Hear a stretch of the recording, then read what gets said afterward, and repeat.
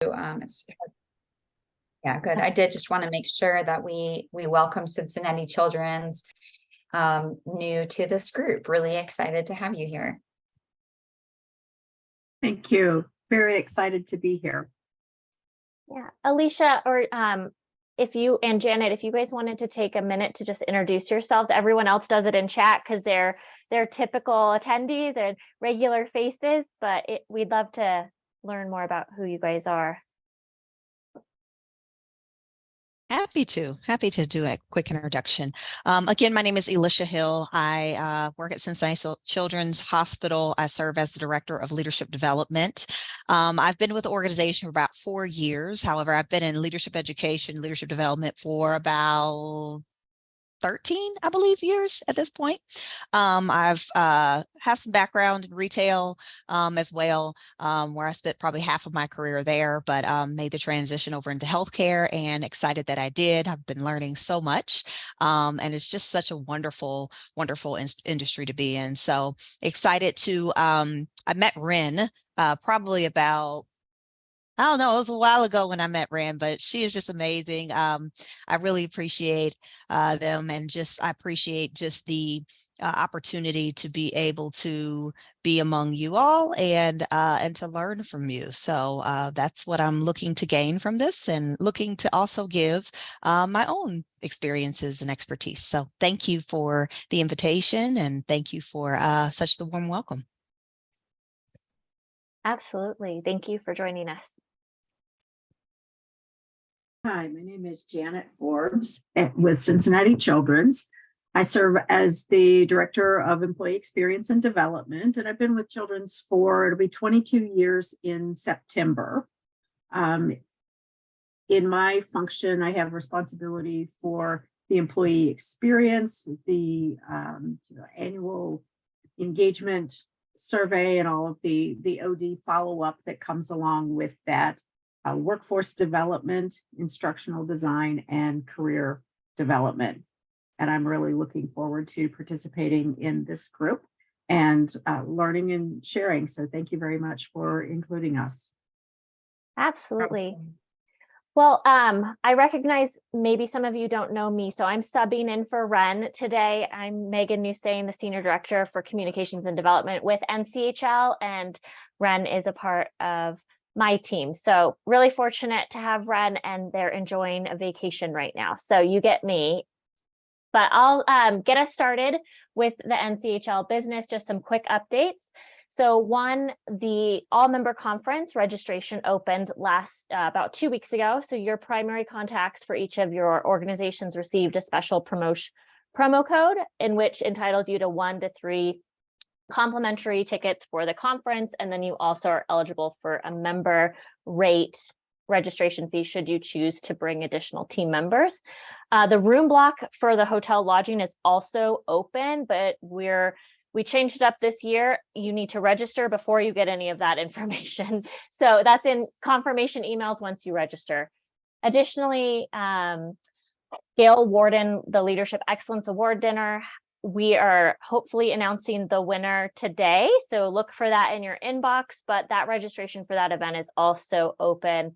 Members for NCHL, which mean all of you get a discounted rate up until September 30th if you choose to attend that event as well, which happens on Tuesday, November 14th. So the same time, same city as conference. And then what else did Ren put in here? There are links to portal demos if you're still wondering how to access some of your resources or past recordings for past calls. And then I also wanted to share that we recently partnered with Emeritus Healthcare to bring some professional education programs at a discounted rate to NCHL members. That includes a chief nursing officer program, a business of healthcare with Johns Hopkins, and an Emory chief medical officer program. And hopefully soon we'll be announcing a Wharton chief human resources officer program. We're hosting an informational session on that on July 24th, and it will be recorded. So if you want any more additional information about that, chat me during this call and I can send you some of the links. So That's all for me. Leanne, Alice, anything I might have missed that you heard on any other calls? I don't think so. All right. Well, then I'll pass the baton back to you, Alice, and we can Yeah. get started. I'll just put an extra plug in that it is so worth it to come to conference. Please plan to be there if you possibly can. These council calls are wonderful, but to be together in person in Chicago, so many rich conversations and interactions happen there that would just be really hard to facilitate another way. So I know we all have tight budgets, but it's a can't miss event in my book. Okay. So I will mention this training repository project before we introduce our discussion topics and take it down, just because I don't want to run out of time should we get carried away. If you have been on these calls in the past couple of times, we've been talking about sharing resources potentially, knowing that all of our teams are strapped in terms of either maybe fewer team members than we would like, more requests than we would like, and less money in some cases to buy external training where we may have in the past. So we are collecting some survey information to help us understand what a training repository could look like, where we might be able to share and leverage training materials across our organizations. So nothing that is proprietary, but if there are things that that could transcend our organizations and help everybody kind of lift their own organization's needs and improve development for healthcare broadly, we just want to get a gauge of what your interest level and that would be. So that due date appears to be tomorrow. So that has snuck up on me. I'm glad that we're seeing it again. So it might be one of those things that you just want to knock out today.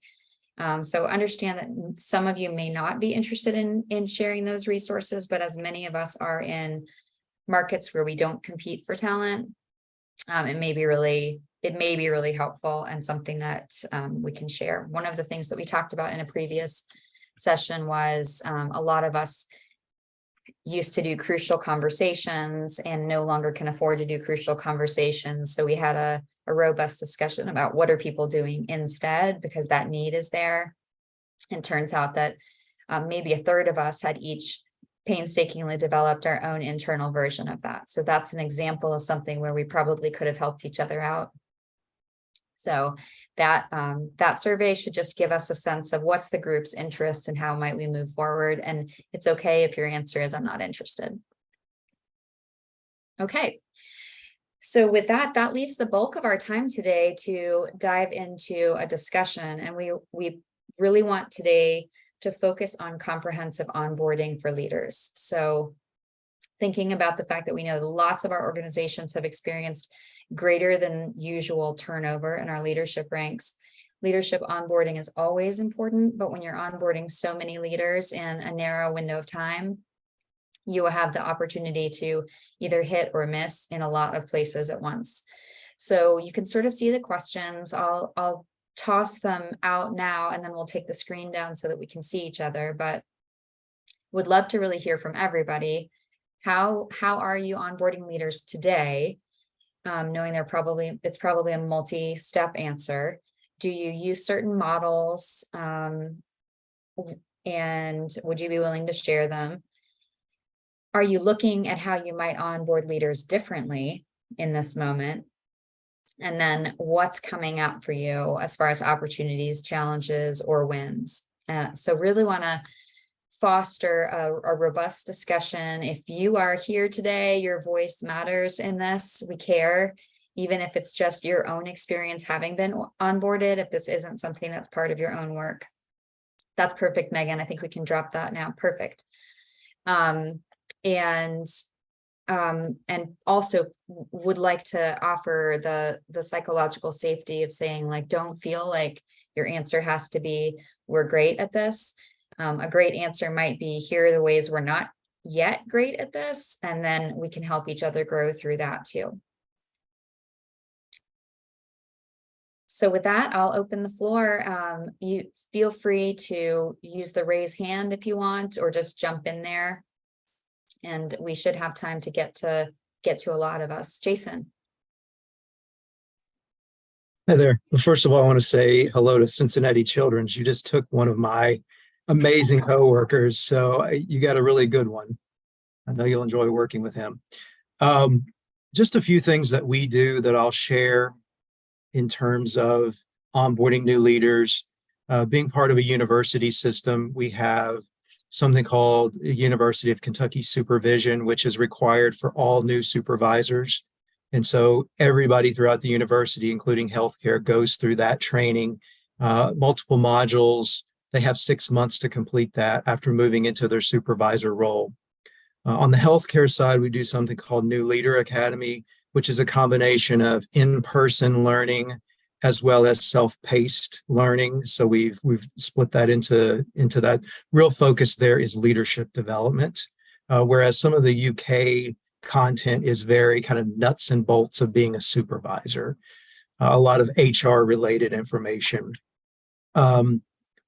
We have something called the New Leader Toolkit, and I get a list of our new supervisors on a monthly basis, and I'm able to reach out to them as soon as I know that they've moved into leadership roles, and basically trying to connect them with the most important resources. So what do they need to know about the payroll system? What do they need to know about Axiom, the budgeting? And there's like certain pieces of information we want to make sure that we connect them to initially, because sometimes they have to wait a few months to get into some of these classes.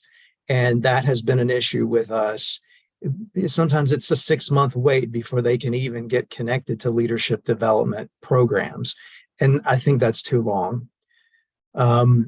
We also have a leader onboarding guide that we put together, which is really just an overview of resources that are available to people throughout the entire university and within healthcare.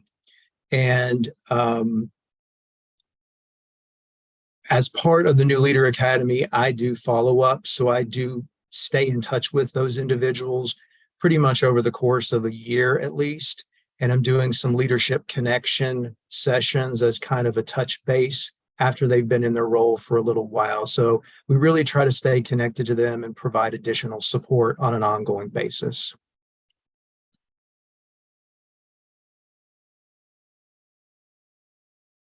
Awesome. Thanks, Jason.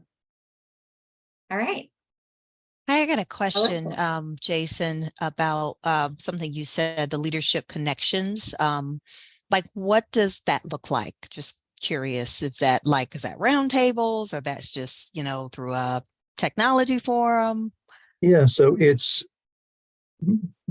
a fairly new process that I've begun, and I'm reaching out to anybody who's been through New Leader Academy over the past year and bringing them back together in a virtual space. I mean, we're doing it through Zoom, and I'm trying to come up with some additional content that, after they've been in their leadership role for at least a little while, will be beneficial to them. So it's not just rehashing what they've already learned in New Leader Academy, but introducing some additional content, some of which we include in some of our higher level leadership programs. So it's almost like trying to create a bridge between their new leader training and some of this more advanced content, but not at that same level. So it's kind of that slow introduction.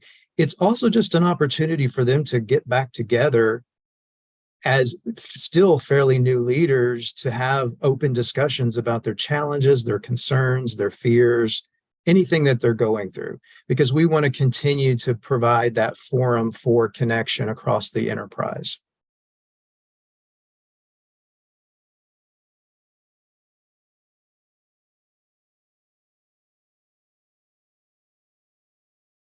Jason, can I ask a follow-up question to that as well? Sure.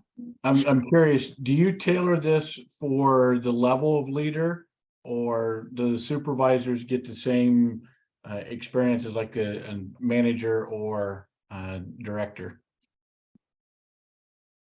We have multiple leadership programs, levels of leadership programs. So the new leader is going to be somebody who is a new leader or supervisor within UK healthcare. They may have had leadership responsibilities elsewhere, and maybe even within the university on the campus side.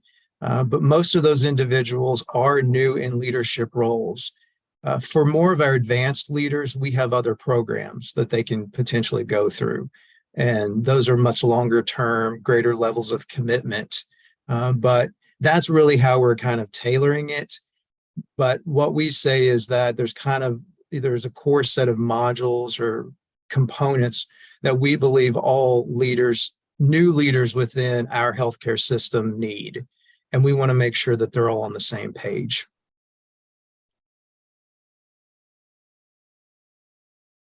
Alice, I'm happy to go next. Great. Because we have a lot of similar programs to Jason. So thanks for sharing.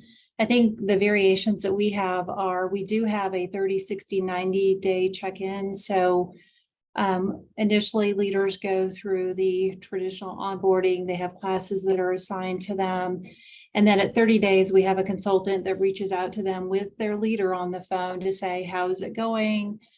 Do you feel like you have the resources and connectivity and relationships you need? In the 60-day timeframe, we talk just to the leader. How's it going with your boss? Are things working out?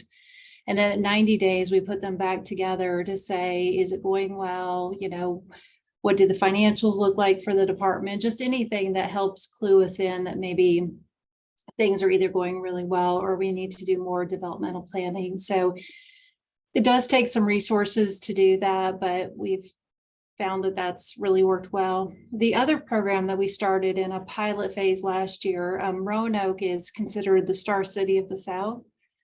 So we started this program that's called STARS, and all new leaders get access to it. So if you're a new leader, new to this area, you go through a program called STARS, and it was monthly get-togethers where we took you to, you know, a landmark in Roanoke, where we showed you a famous hotel, or we told you about the history of Carillion or Roanoke. And they get to sort of go to that location, they learn a little something, they meet and greet and eat, and then they network with other leaders. So we have found that to be really effective. And then to Jason's point, sorry, I'll finish that topic. We piloted doing it every month, and we just sort of didn't have the participation. So now we go on a quarterly schedule and we bring leaders together. And then in the interim months, sometimes we check in with them virtually just to see how they're doing and let them network with each other. Thanks, Tara.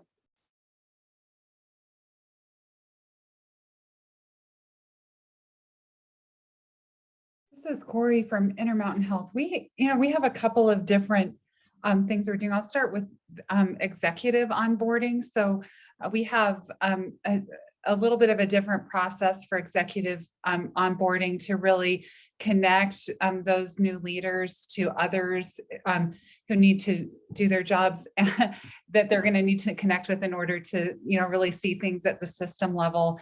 And we've also worked with creating connections for all of the executive assistants and creating this, a robust checklist that the new executive assistant works to, with our team to help, make sure the checklist is clear so that all of those elements are addressed for executives. And that's pretty new. We just launched this actually about when I came on board. So I got to be a part of that and benefit from having an organized journey through what I needed to get up and running. And then we've also for a few years have had for general leaders coming into their new roles, what's called the Principles of Leadership Pathway, which is, we've incorporated this into a platform called Kahuna. We're actually going to be moving out of that and tracking these competencies just in Workday, which is our HR platform.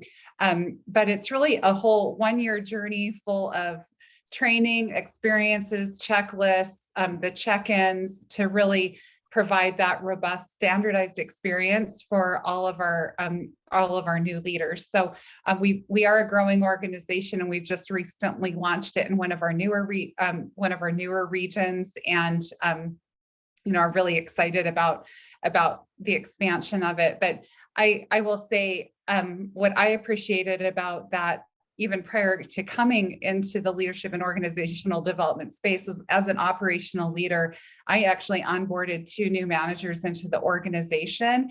And it just created such a great framework. I would get notifications about what percentage of completion they were at, at the 30, 60, 90, 6 month, 1 year points. And then at the end of it, the leader actually gets a certification. So, and that certification is actually ends up being a ticket to some of our other leadership development opportunities down the road. So, it's really, it's been a fun process, and I've seen a lot of value for it, both myself as an operational leader when I was in that role, onboarding new leaders, and now today as we're spreading that across. One of the new pieces that has come up for us, so as we're expanding into our new region, in our old footprint, we didn't have active magnet facilities. And what we've learned in this is that there are certain standards that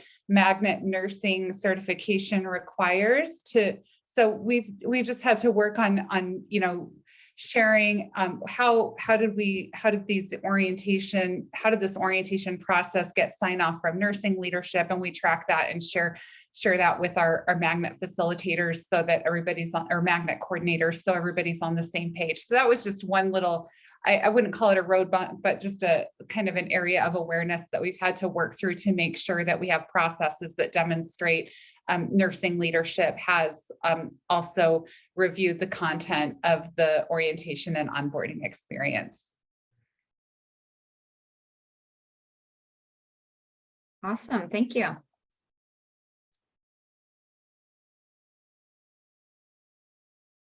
Oh, hi, everyone. I'm from Mass General Brigham Leadership Development. So it's so funny. I was listening to all of you. We're really not good at this right now.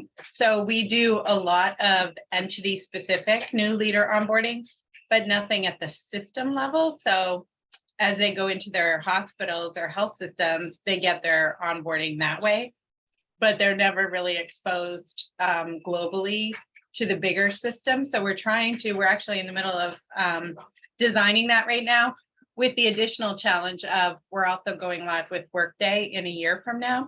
So we're trying to design something that will then align with what we will create and are designing in Workday. So we're in the middle of a lot of smaller projects on that. But one of the things that I'm really curious and would love to hear from all of you. So Corey, thank you for we're looking at executive onboarding. Then we're also looking at what does it look like for non-executives. And then what are we doing for newly promoted leaders who've never had leadership positions? How are we onboarding them versus people who are coming from outside the system and brand new to the system? So all of those, how are all of you kind of dealing with those very different onboarding needs that your leaders are having? So they're coming from outside the system, brand new to Mass General Brigham. They're being promoted from within the organization into a new role, or they're brand new to leadership entirely. So we're trying to design something that will meet the needs of all.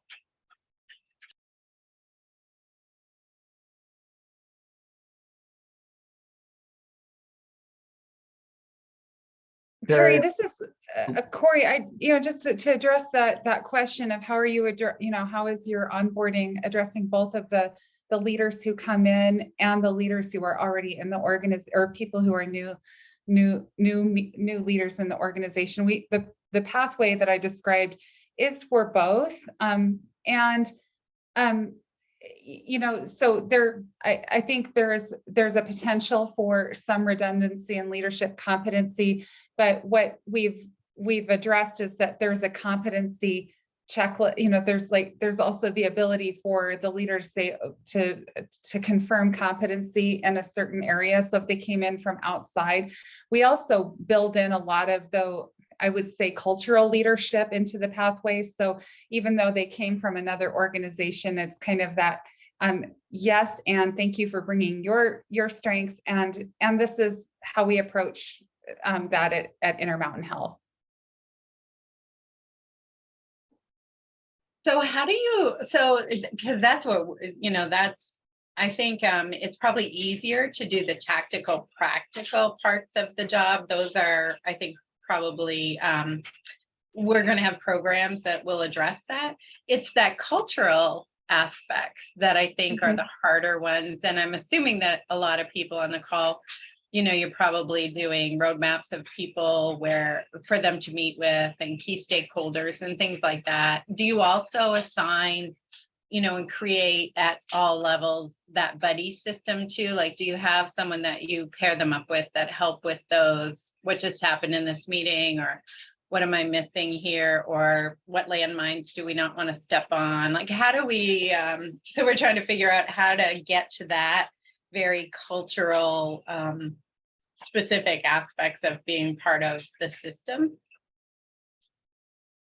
I love that. I think for us that piece, that who's your buddy for all of these things, is really left more to the local leader. So the one-up leader to design that so it's highly relevant for the role. So we're kind of focused more on what are the system cultural pieces, and then let the local cultural pieces be addressed by the one-up leader. Terry, I'll add a little bit more to that. So I'm also from Intermountain Health and I work with Corey.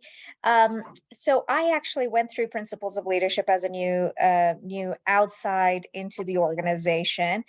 And like Corey mentioned, we do have a huge piece to the culture to it. And it was about explaining our operating model and a lot of the systems that we use, but also we offered coaching as part of it as well.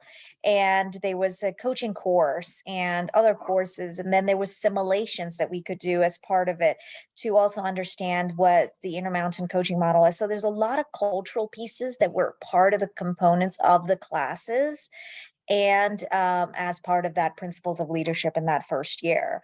And then, of course, the check-in points, like Corey mentioned, that was local with the manager. That was part of the check-ins that were throughout that year that helped with that buddy piece of it.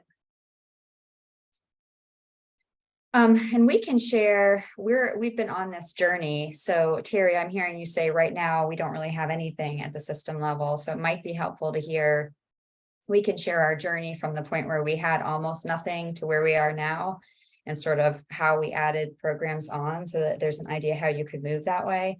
And then also, we're not done. We still have opportunity areas of things we're revamping too. So Joe is working on this right now. Joe, I'll ask you if you want to jump in. Sure. That put me on the spot. So I mean, you probably knew that was coming, right? I did. Thank you. So, but yeah, Terry, we're in that same boat. And what we have right now is a monthly 3.5 hours, 4-hour session for all new leaders that started that month.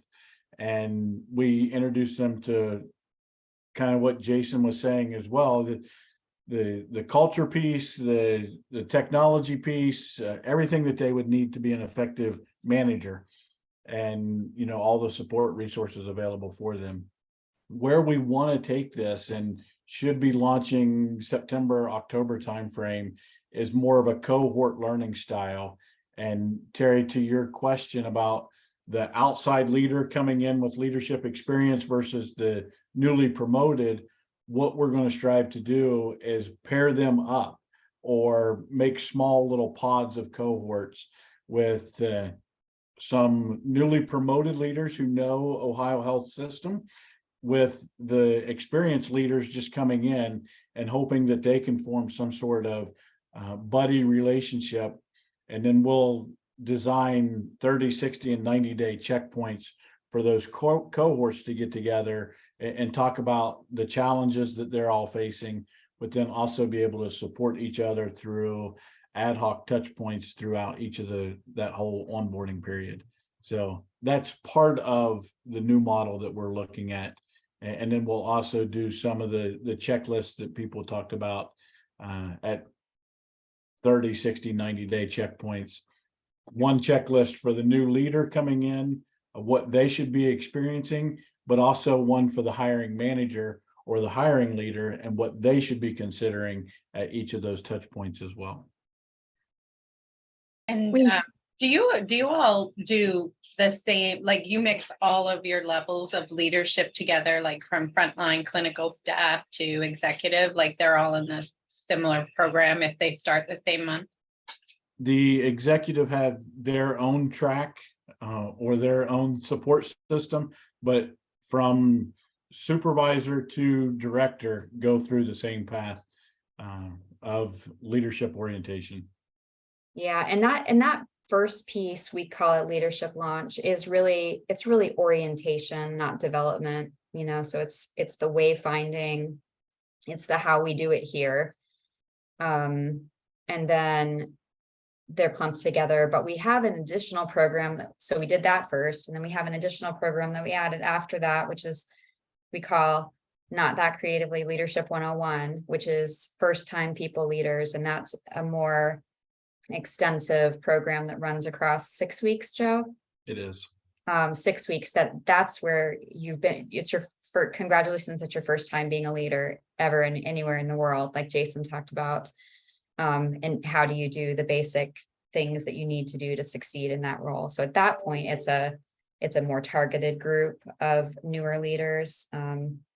We are doing for directors and above a new leader acceleration, and more often those are a leader who's new to the team or new to the organization, but not new to leadership. And that's where one of our executive coaches is facilitating kind of I'm sure a lot of you do this, but like a team discussion to help the new leader integrate into the team.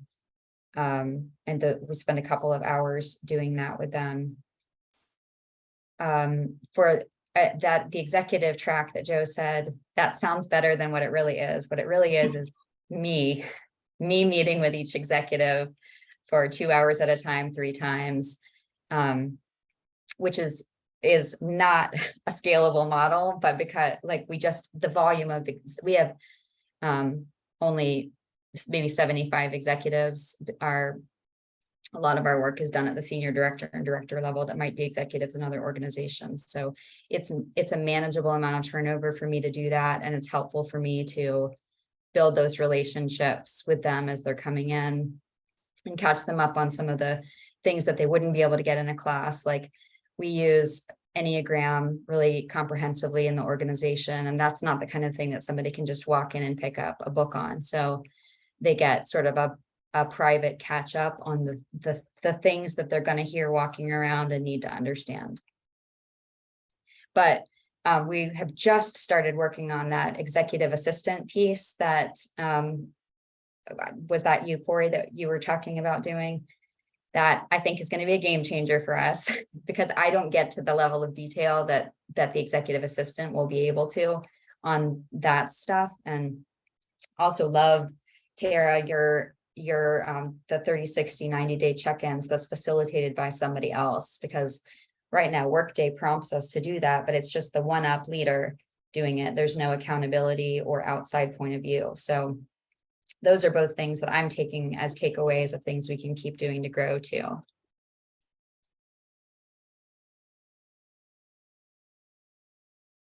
Yeah, thank you, all of you. And appreciate all of the knowledge. It's trying to get it up and running at a system level. We currently sit with around 325 executives, and then overall there's about 5,600 leaders. So it's a big pool and especially around that 5,600, there's a lot of turnover. So trying to create something that will be sustainable over time and hopefully decrease some of that turnover would be nice. For real.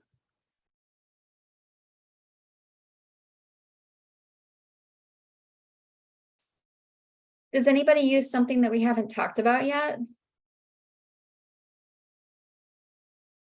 I'm happy to share what Memorial does. So for our leader onboarding, we evaluated how we were approaching it during the pandemic because we couldn't have live meetings. And so we had to kind of reevaluate how we were doing everything.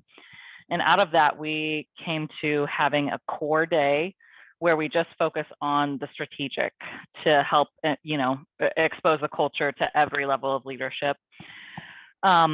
And then we offer a kind of a first year learning plan for the leaders. So we broke out our education into education and development into the just-in-time pieces. So if you're hiring, what does that look like, right? Because not everybody's hiring when they first start. And so they can take those just-in-time classes every 4 to 6 weeks. We offer them. So we did talent acquisition, we did compensation, we did, proactive retention, things like that. Then we have leadership competency-based education. So kind of that crucial conversations, when you said that earlier, that kind of fell into that bucket. And so we offer that every 6 to 8 weeks. And then we did coaching circles where we would do more facilitated dialogue with our certified coaches around peer to leader. So specifically those who were in peer relationships before and then became leaders of those individuals. And then we did also some group dynamics coaching using MBTI in that coaching circle. And so then the hope was to take a look at how, what feedback we got from that and kind of determine, how we would move forward there. Same as you, Terry, I feel like we are missing kind of that piece of having, different tracks, if you will, for leadership levels and those who have never been leaders before. So that's something that I'm working on now. But in that first year learning plan, we have certain education that we say, we really think you should take in the next 12 months. And then we have other opportunities for those individuals who maybe, want to explore or grow in other areas too. So that's how we approach it here. We did use where we were offering it every month. And then because we didn't have 10 people at each one, we decided to actually switch to an every other month model. So that way everyone could have kind of the best, highest use of time and learn from each other and get to know each other. And that's been working well for us right now too. So. Thanks, Crystal. I just have a question for Crystal. Crystal, when you do those sort of cohort groups, do they maintain that sort of group throughout over time, or is it something that they check in regularly, or is it sort of the one and done once they go through the program? So right now for the core day, it's the one and done, if you will. So that group of individuals is there for that particular class. But then for the first year learning plan, they take that with them and go at their own pace. So they may attend a class with someone they did before, or they may not. But really, we offer that up to their leader so that way they can work together in partnership to determine what is the need for their area at that time. I know one thing that I have seen happen at the department level is that mentoring that Corey, I know you were talking about too before, of just the department leaders have really grabbed on to that, assigning a mentor in a division to help with what the culture looks like there and what development works there. But because everyone's department division is unique in what their needs are at the time, we haven't gone to that full cohort model where they just go all together. Thank you. Mm-hmm.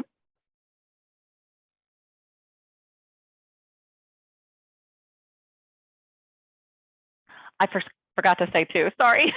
Every new leader is actually assigned a coach as well to do some integration coaching with them. So that's 4 standard sessions that they have.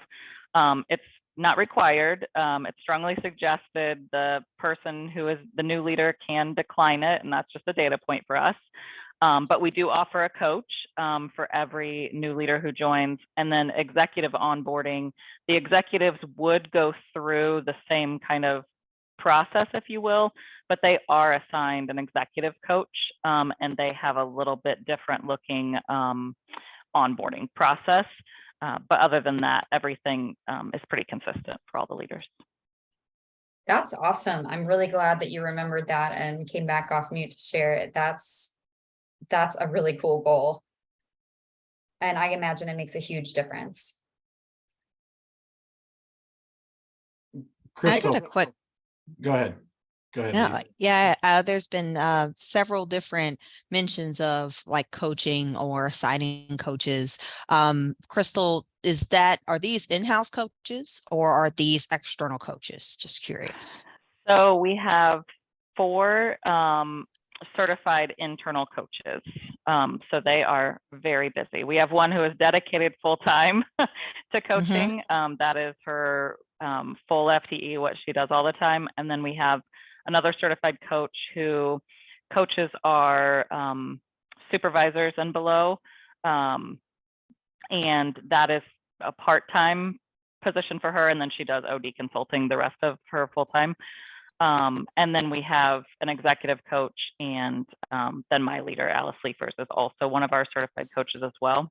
But she doesn't typically, she's more ad hoc. She doesn't carry a coaching load necessarily. So we have about roughly 200 leaders hired every year. Now that number has decreased this last year, but that's on average. And the coaching program really took off right before the pandemic. And so we're seeing the utilization of it just skyrocket, of course. Yeah, thank you so much. We're seeing a lot of our executive coaching that we provide. There's a huge uptick that we've seen recently. And so I was just curious to how coaching is offered, whether it's internal or external. So thank you for sharing that, Crystal. And we actually talk about coaching on this call quite a bit. So I'm glad you asked the question, but because as newer members, that isn't context that you would have. I would say overall, just most of us have internal coach functions of varying sizes. And it seems to be something that a lot of our organizations really invest in, continuing to grow and develop. Many only use external coaches if there's a specific situation, a particular type of skill or demographic that you're trying to hit, or a high enough up person that you might need an external coach for. So that is definitely something this group is interested in talking about. So, for the future. I'll just add on our front that we at one point had 55 certified internal coaches, and now we have, I think, 17, because our coaches also left during the Great Resignation. So that's leaving us with lots of programming that's built around having a robust coaching function and very few comparatively coaches to deliver it. I was jealous hearing that you had somebody dedicated to coaching full time, because it's basically everyone on my leadership team and then a handful of people throughout the organization, but we all do it as basically an extra passion project. You have your whole day job and then you coach, and you do it because you love it, but we can't load people up the way we could if it was their whole job. Yeah, Alice, I was going to volunteer for it if that sparked an interest. So, but Crystal, you mentioned that they would do 4 standard coaching sessions. What do you mean by standard? Is there structure behind each one of it, or does it just go wherever the coachee takes it?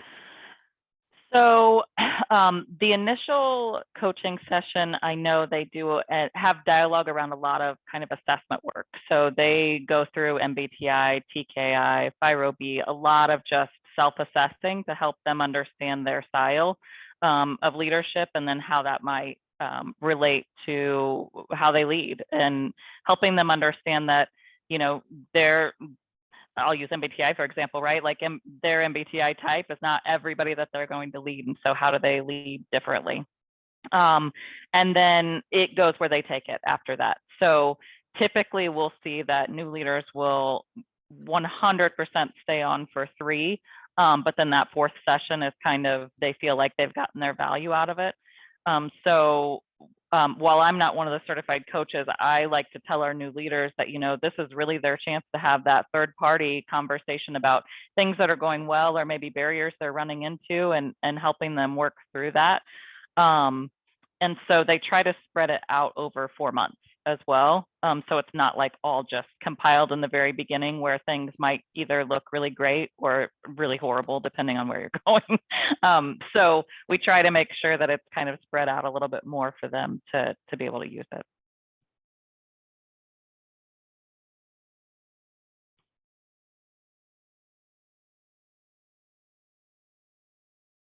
I'm curious, we used to do, and more locally, were the new leader assimilation meetings where we would, I think Alice, you spoke to that. You go in and talk to the team to find out how the leader's doing. Does anyone here partner with like their HR business partners to do those assimilation meetings? Or if you're doing them, are you doing them through the OD department? Just curious. It's lived in both places in our organization. And at different times, as we're kind of relaunching it now, we're launching it where the business partner joins as part of the team. And so they're there and they're hearing it, but they also get to participate, and it's facilitated by one of our OD coaches. And we think that that gives it a more consistent experience across the organization. But the dynamics with the business partner team have to be just right for that to work. Corey, I think you look like you were going to jump in too. Oh, yeah, I was just going to add, it's a little bit shared. I mean, with an organization of 65,000 caregivers, we have to, our team can't do every assimilation activity, but our HR business partners are skilled in facilitating those as well as our team.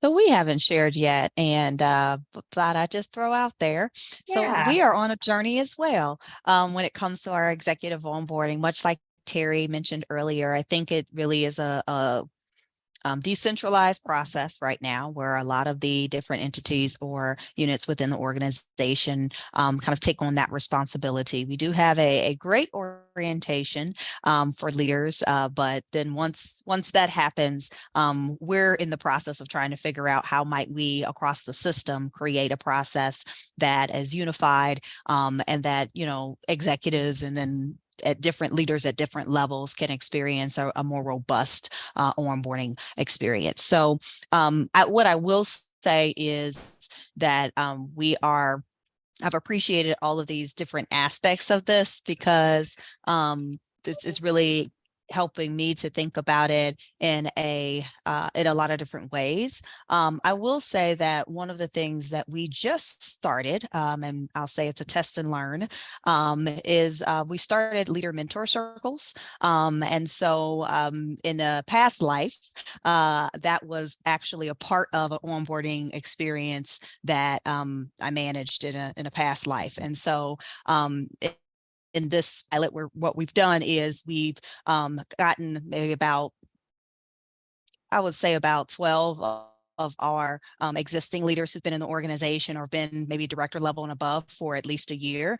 And then we have new leaders who were either newly promoted or coming in from externally, joined, like we've kind of just offered it, and it was an opt-in experience. So we have about 30 people across the system who have opted in, and are going to go through a 6-month mentor circle experience. And once a month, they'll meet with their circle and they'll talk about topics such as relational trust, building connection, navigating change, just, you know, we have one that talks that we're going to have a all circle meetup is what we call them. So we'll have that at the midpoint where we'll do a panel discussion, and then towards the end, we'll do a closing. And so we've just kind of picked some topics that we thought could be helpful, but really the gist of it is to introduce some of the new leaders to some of the existing leaders, and to really kind of leverage that opportunity to broaden their network, build some connection, as well as learn from one another. So I'll let you know how that goes, but we just kicked off the mentor orientation yesterday, and it went really well. Everybody's really excited about it, and we're really excited about kicking it off with all circles at the end of this month. That's awesome. We really do want to know how it goes. Yes, I'll be happy to share. Janet, did I miss anything? I missed something. I will just add, we too do new leader assimilation. It generally sits with the business partner, but sometimes OD or leadership development team members get involved in facilitating those sessions. We have some what I'll call task specific functional training that's offered. You know, as we approach our budget season, finance has budget training.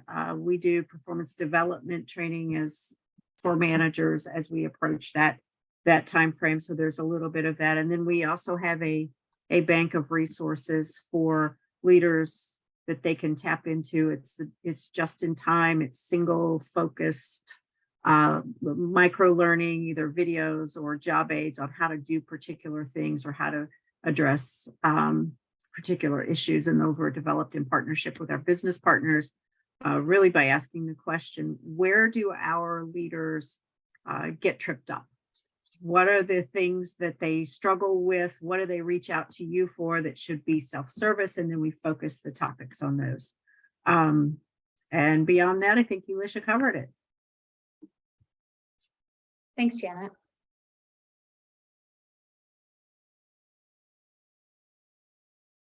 Well, only 5 minutes left. That went really fast. Anything, I think we heard kind of overall from everybody who shared what you're doing that you feel works well, and some things that you're working on developing that are new. I would be curious if there's any challenges that you're finding that you don't have an answer to yet, or anything that other than the change between virtual and in person, anything else that feels like it's shifting in terms of what you need your onboarding to be.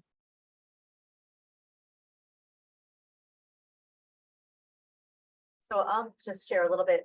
I work with Terry at Mass General Brigham, and it's the shift from the system-wide content and what should be entity specific and what's the overlap of what should be consistent, right? So one of the things we're doing is building in sort of modifiable templates, which are all, consistent with the mission vision of the organization, but something for example, a small, tiny hospital in Nantucket is going to look very different from Mass General. And so how do we balance, while still being on brand, those differences? That's what sort of like the global versus local. That's, I think that's really spot on. I think in addition to that, it's just the shift in mindset for a lot of our leaders in their involvement and their engagement in the onboarding process. I find that has been, I'll say, a challenge throughout my career when it comes to onboarding, and just trying to help people understand, help the leaders understand their role in it. So any tips on that in future discussion and how just the change management of that, I guess, would be very helpful. Awesome. All right, well, let's make this the meeting that doesn't run over. I know you probably all have meetings that start in 3 minutes. So how about we celebrate with a quick goodbye and a bio break, and look forward to seeing you all again soon. Thanks everybody for a great discussion. Thanks, Alice. Thank you. Thank you.